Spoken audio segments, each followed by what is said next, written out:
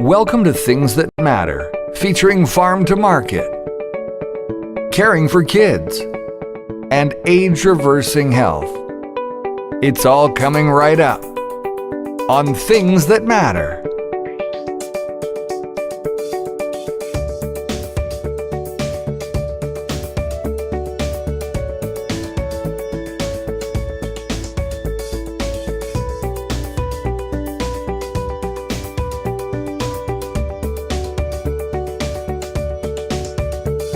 Now, please welcome your host, Carl Krebs. Welcome to Things That Matter, featuring Good evening, good afternoon, wherever you're watching from. It's Thursday, and that means it's Things That Matter. And I'm so glad you take the time to join us, whether you're joining us live or going to watch it later on. I'm the host of Things That Matter. My name is Carl Krebs, and my job here is to bring things to light, to the surface, that hopefully you will better understand and appreciate, because it, after all, comes down to the things that matter. On today's show, in our first segment, Farm to Market with Harry Siemens, we're going to be discussing the shadow of Donald Trump as it casts over the 49th parallel. We're going to be talking about this a lot in the months and the years to come. In our second segment, we're going to be talking with Judy Friesen about the effects of Robert F. Kennedy Jr. being appointed as the health czar in the United States under Donald Trump. What does it mean when he is, as you know, an anti-vaccine person, and he is all about the quality of health and the pharmaceuticals that are entering into our system or in their system? How does that affect us in Canada? Our third segment, we're going to turn our attention to the tragedy that unfolded in Altona. We have a little more information to share with you, and I have some very pointed comments to make about that tragedy and how we can avoid it. What can we learn from it? But right now, let's move to this message. Imagine having no pain, sleeping through the night, having more energy, and reversing the aging process. Now imagine LifeWave doing that all naturally, without the use of harmful drugs. X39 is the most advanced patented light therapy in the world. LightWave is a simple wearable patch that you place on your body that stimulates the body to regenerate and heal itself. With more than 20 years of research and over 100 patents, LifeWave specializes in age-reversing all-natural health. Find out what the power of the patch can do for you. For more information or to join our LifeWave community, go to thingsthatmatter.ca/LifeWave. LifeWave, reversing the aging process naturally without the use of harmful drugs. Welcome back to our first segment of Farm to Market. And in this segment today, we're going to be talking about the shadow of Donald Trump coming into Canada. And as with me always is my colleague of 50 plus years, Harry Siemens, who is a veteran ag reporter, and all things ag is Harry's tagline. But then he says Siemens says, and that's really his tagline. Harry, welcome to the show. Always a pleasure to have you here, my friend. Yeah, it's good to be here. And of course, since you were here and, we've had winter, and it looks like it's going to be a little colder, but hopefully it's really interesting, talking to some farmers. This inch of rain that we had in many areas in Manitoba just before the snow, just perfect. And the snow, it freezes up. There'll be no soil drifting of any kind. And whatever's there is going to stick and stay put. So it's been a real, going into fall and going into fall. We're almost December, but it's looking good, And anything that happens in October, should I say August, September, October, November, is already preparation for next year's crop. Hey, I want to ask you a quick question, a little off topic. This isn't the season. Have things changed in the producer's world? A lot of farmers would go south this time of year, but is farming so much changed that it really is a year-round, or they still get their RVs warmed up to go south? Well, I don't know if they get their RVs. Some of them do, but there's a lot more work on farms nowadays, and sure, some of them can do it from wherever, just like you are doing your work right now from wherever. I can do mine from wherever. But you know that they used to have, when we were back in 1990, we were in a real difficult time. The inflation, everything else was, and things just weren't happening on the farm. So they said things were so tough on the farm in 1990, they had a carpool it to Florida. Okay. Sorry, we got a call coming in somewhere here. I'll have to ignore it until they hang up. Okay. Yeah. So anyway, it's you know what? Some go, but I think a lot of the younger folks, with children and so forth, nah, they've got to stay home and look after the family. So what's going on out there, Harry? We got a couple of things on the list here that you've given me. I'm very excited about a guest that we got coming on next week. Maybe we'll set that one aside for the moment. And there's also something, the 2050 agenda that is making its way into a new way into our farming community.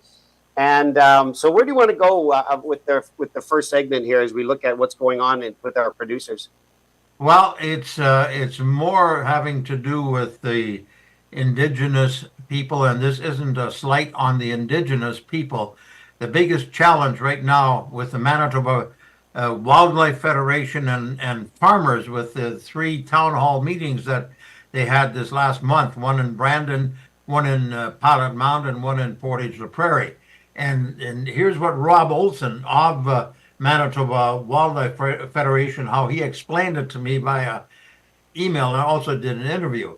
The goal of these town hall meetings is to inform hunters, anglers, agricultural producers, cottage owners, anglers, and workers in the forestry mining about the new and significant threats to their access to Crown land and resources. These threats stem from the government's one-sided approach to allocating access to those Crown resources. And at this point at the table with the provincial government and also Parks Canada, we only have the Indigenous people at the table. The other people that are going to be affected by that are not there. And so we've had these town hall meetings and listening and reviewing the interview. Following the Pilot Mound meeting in Portage-la-Prairie, a lot of RMs, a lot of different, even the city of Winnipeg has come up and said, hey, we've got to have meetings here and see that we get to the table. So it's a little different than the one that you mentioned, but at the same time, it has to do with Crown land, resources, and so forth. Okay, so we're going to be following that one as their developments and as these meetings take place, so we can properly understand what is it that the government is attempting to do, and it has to do with restricted access to Crown property. Totally, and at this point, they call them ecological corridors, and there's supposedly, we've got one big one up north, and where it all started was normally they have this draw for moose hunters, right? All of a sudden, bingo, they can only have it, they cancel the draw. And from there, things started to happen. Because I remember when that hit the front page, and I think it did hit the front page. And it is, again, I'm not putting anybody in any, bad light, but it's the Indigenous people enforcing that they have priority in the hunting area, and they are restricting anyone to come into those areas that typically want to hunt. So it's going to be a contentious issue, I think. But it's the government doing the restricting, not the Indigenous people. Okay, thank you for clarifying that. Good. We want to be correct. The Indigenous people are at the negotiating table by themselves. We need to make sure, and there's some court cases already underway, and as Rob Olson mentioned to me, he said that last court case, he said it's so much bigger already. And the interesting thing, and I'm hoping that I can persuade Rob to come on the show with us on a future show. But the really interesting thing is that, a number of years ago, back in the late 80s, early 90s, I did some work with Manitoba government. At that time, Gary Filman, Harry Entz was the resource minister. And my job was to get people out to come out to these meetings, and they had to do with the resources, exactly what we're talking about. And so the Manitoba Wildlife Federation was on one side, farmers were on the other side. Now we have the Manitoba Wildlife Federation, and I asked Rob, I says, and I told him about that. Yeah, he says somebody needed to take the leadership, and we kind of took it by default.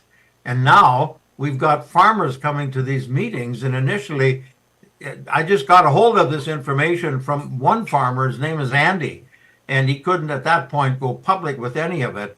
But that's going to change because they're forming their own group that will have a spokesperson so that they can make this thing, go properly. Harry, there's another topic we talked about a little while ago, but the overarching theme here is that, and I think Cam is going to be talking about this when we get him on the show next week. So just to tease that you're going to talk about that in a minute, but it is having the right people at the table. It seems like there's an oversight. They're directly or indirectly omitting important people who should be at the table to enter into these discussions. And this is again another example, I think. And you're right. It's the important, but it's even more important than the important people. It's the people that it affects most. And they weren't aware of it until these meetings, in Brandon early in November and Pilot Mound and Portage Prairie. Suddenly people started to come to these meetings. And now he says, we're going to be busy for 4 months straight if this keeps going, having all these different meetings in different places. And I think when the word gets out that these meetings are happening and they're important, people are going to show up. It's kind of like the first 2050 meeting that the WMR held in Winnipeg was very sparsely attended. But boy, did they get a surprise when people found out how important this all is. I think we're going to see the same thing here, Harry, because access to Crown land is critical. Oh, it totally, and especially cattle producers, like cattle producers, and even there they've done something. And again, Rob Olson said they're trying to flush it out. But at one point, if you were a cattle producer and you wanted to hand over the cattle farm to your son or daughter, those crown lands would be automatically go along with it. Now the right to access would go with it. Yes. Now he says it looks like there's a reapplication going on. And again, just to stifle and to stop, I'm not sure. He said we'd have more information on that on a later date. So let's see if we can get Rob Olson to come on, because we'd love to hear it directly from someone who's at the table. Yeah, and this one economic or ecological corridor, he says, is as big as the province of Nova Scotia, and it's in Manitoba. Yeah. Wow. So, and there's 9. They're coming. He says they're coming right to he said right to southern Manitoba, right to the U.S. border. So we'll have to wait and see. Initially, I was a little leery in talking about it too much because you're not quite sure, and But now with our last interview, he was really open, and he answered my questions that I had about it. So. Yeah, it's there's so many different things that are happening right now, and getting right back to farming and agriculture. We can maybe touch briefly on that. That was one of the points. They had COP 29 somewhere. Yeah, I wanted to get you to talk about this. Is carbon taxing for farming, right? Well, yeah. I mean, it's I made it a title of such, but carbon tax in Canada is affecting farming in a big, big way. And it's going up higher, and even higher.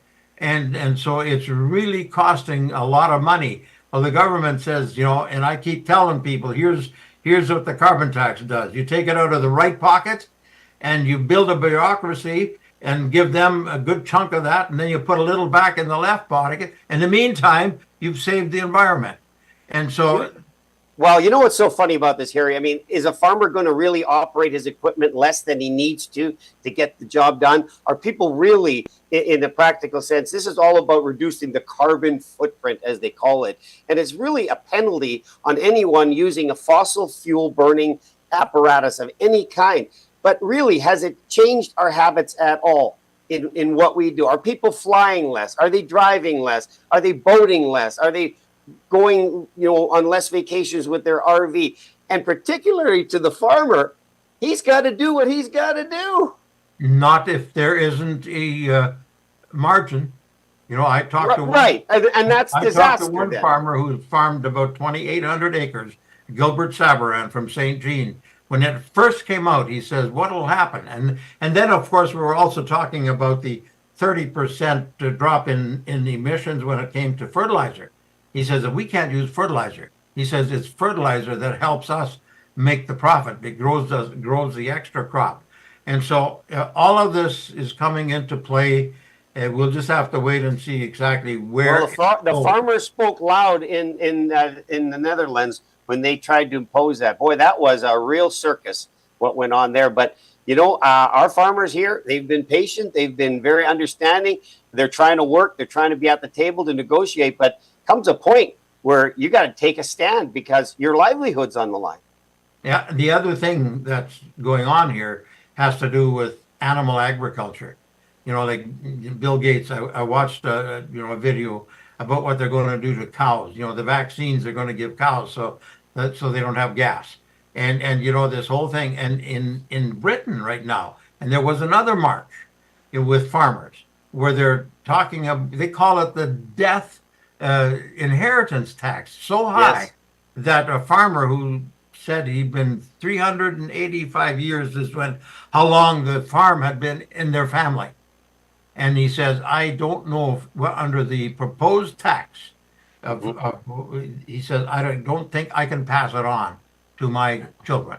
Well, we have a problem. We have a problem along that lines here in Canada with farmers being able to pass their land on to their children, should their children somehow wish to continue in this race to the bottom, which is what the government is trying to do. It's trying to destroy an industry, and it's doing a very good job on it by all the things that are being imposed. But we got the same problem in Canada. Yeah, I mean, it's here. It's a little bit different at this point than what they're having in Britain, but at the same time, like in Canada, and it's surprising, how many times I'm talking to farmers and asking whether they have what's it called, a succession plan. Right. And so many of these people are starting way back earlier. The ones that see where all of this is going are starting that succession plan way back when, so that nothing has to change hands. Mom and dad are looked after and so forth. You have to be very intentional about this now so that it gets done right. So let's turn our attention, as we teased it out, to the shadow of Donald Trump and the new administration coming in. And there was an article that a colleague of yours wrote, and you've had some interaction. And tell us about our guest for next week, because I think it's going to be a really good show. Cam Dahl, who's the general manager of the Manitoba Pork Manitoba. That was a 40. Producers. Manitoba Pork Council, representing 600 and some hog producers in Manitoba, and so he wrote right after Trump was elected. He wrote, and he does this every few weeks. He sends out a column to all the newspapers. And I get it. So I wrote part of it for the column I put into the Winnipeg Sun. But there were 4 points. He prefaced it, first of all, by saying we've got to get all the stakeholders together with leadership from Ottawa so that we know what we're doing when we're starting to deal with Trump and agricultural policy from the United States. And of the 4, rising protectionism in the U.S. and a lack of Canadian preparedness. There's things happening in the U.S. already, and we're going to have to wait and see. I don't think we're going to see as big a protectionism, but at the same time, who knows? The second thing Cam wrote, prioritize balanced trade across commodities and regions. We don't want to zero out this one or to leave out that one or have this one. We've got to talk all commodities, all animal agriculture. We got to get the stakeholders together so that we make sure that all farmers, because I keep talking, when I talk about pigs, a pig is a pig is a pig, whether it's in Manitoba, Saskatchewan, or British Columbia, Quebec, or Ontario. And thirdly, highlight the benefits of the U.S. Canada trade for national security. I mean, if we're not going to be involved with funding what Trump wants us to fund when it comes to NATO and so forth, then he may just as well say, well, okay, guys, bye bye. You know, especially if little boy Trudeau is going to be continuing to be the prime minister.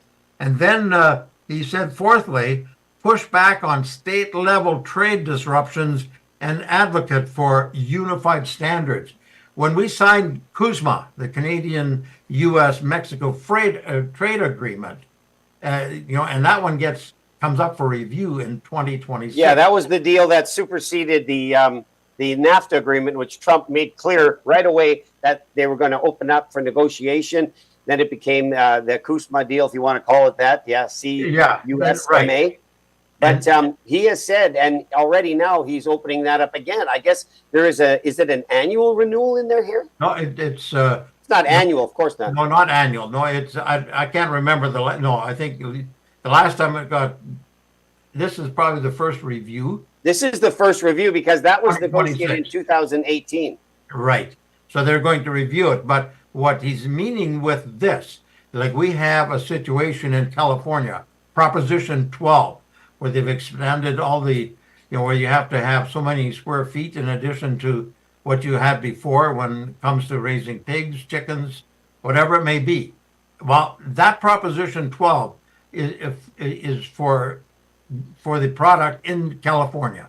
But doesn't matter whether you're shipping from New England, Canada, Quebec, wherever it is, you have to abide. You have to raise those particular animals exactly the way they say in California. So he says, we didn't sign CUSMA with individual states. We signed CUSMA with the United States. So that's going to be a really... So that is Cam Dahl's position on that it was signed on behalf of one country to another, not to individual states. And of course, we know California, if there's anything extreme that's going to happen, it's going to start in California. Well, we've got far more extreme proposals coming up in different states. Almost every state has one group presenting a proposition to the extreme. In one particular state that I've actually seen part of it is that it'll be illegal to kill any animal for food consumption. Yeah. Well, you know what? I'm looking forward to having him on the show because I sure have a few questions about him and what is his level of confidence in Chrystia Freeland. She's back at the table. Of course, she was foreign affairs minister at the time. Now she's deputy prime minister. You've got Trudeau's record on how he treats Canadians. So you know that Trump's view of Canada and Trudeau and Freeland has not gone up. Their stock has dropped. It's plummeted into the basement. So I sure like to hear what Cam's going to have to say about the confidence level about having her at the table again. Yeah, well, it's, you know, on one hand, absolutely. On the other hand, they also are working very closely on some other issues with the Canadian Food Inspection Agency, which has to do with disease control and so forth. So on one hand, yes. On the other hand, we got to make sure we do things together. So we'll see. Yeah, Cam is, he'll tell us what he thinks, and then up to a point where he'll say, that's all I'm saying. Yeah, of course. Can't say too much, but we want him to say as much as we can get him to say. Oh yeah, no, I mean we'll hear a lot of these things from his perspective, and they've already, you know, he's already added to them. They're changing as we're going along. You know, I was thinking about this as we were getting ready for the show today, and there's something noble and righteous about a president that's saying we're going to look out for our people first and foremost, you know, and there is something in that. And I know he's putting on a big stance. He's fired a shot across the bow of Canada and said 10% tariffs and whatnot. We're going to see what that is, but I do have a fair degree of confidence that in the approach that Canadians have and coming together with the right people at the table and not the wrong ones. Lord knows we don't want Trudeau at the table. The guy is a weakling. He's sold our country out. All you got to listen to is guys like Kevin O'Leary talking about the dire state that Canada is in right now. And we've got to come there with a certain confidence and a certain tenacity. And I've always said, respect is something that you earn. And you're going to have to earn that at the table when you start talking with him and his negotiators. But there's a lot riding here. We are the biggest trader with the U.S., and they have a vested interest too. And our natural resources and all the things that we have that they're looking for, it's a strength position that we have. We just have to say that strength without becoming overly demanding. But it's give and take. It's always give and take. Well, today he made it very clear that day one, Keystone Pipeline will be open. That's a great thing for us. Oh, like he said that, but today he reemphasized that on day one of Biden's presidency, they shut her down. On day one of his presidency, and there were at that point, there were 2,500, 3,000, many more people that all lost their jobs the day Biden shut that down. And so he said, he's including that in the drill, baby, drill. Where they're going to become independent, self-sustaining, and a lot of that's going to, have to come right from here.